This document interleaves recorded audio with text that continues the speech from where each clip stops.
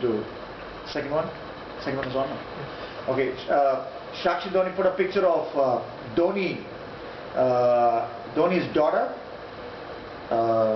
Okay, the picture was that of a mother holding the baby's hand.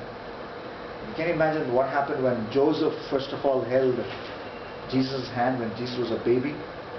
I'm holding God's hand. God's hand, it's God's hand. No silk, no ivory, no hype, no party, no hoopla. Were it not for the shepherds, there would be no reception. And were it not for the group of stargazers, there would be no gifts. Angels watched as Mary changed God's diaper. Whose diaper was she changing? God's diaper. So that's God who is in the lap of Mary. Okay, that's the fifth stage. And then pierced Jesus. Luke chapter 2 verse 21. Pierced Jesus. Luke chapter 2 verse 21. Pierced Jesus. And at the end of 8 days, okay, when he was circumcised, okay, he was called Jesus. He was circumcised. Okay. Now this documentary, India's Daughter, there was a doctor of Safdarjung Hospital, a young lady was talking, and she was the lady on duty when they brought Nirbhaya into the hospital that night after the horrific rape. And then she described what she saw, bite marks all over that woman's body, every bone probably broken.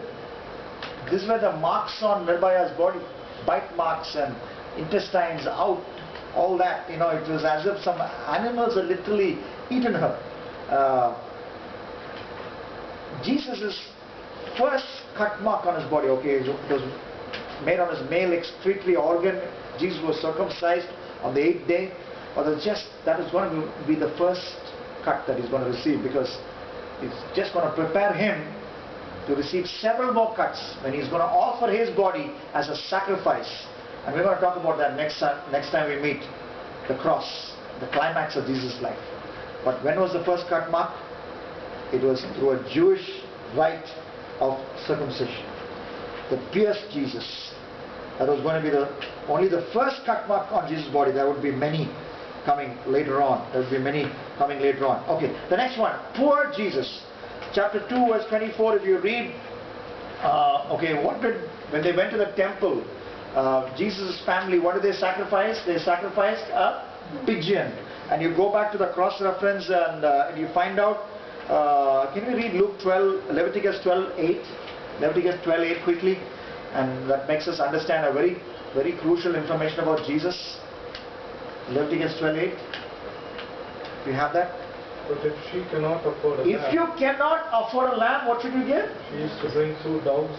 She should bring 2 doves, which means Jesus' parents could not afford a lamb, and that's why they gave 2 doves. Obviously, no. Lamb. Okay. Some of us who live on a budget. Okay. Okay. When we go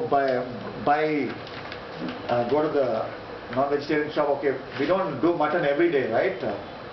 Mutton. When we have lots of money. Chicken, or maybe when we have little money. Well, okay, chicken is okay. So pig, that's what they offered.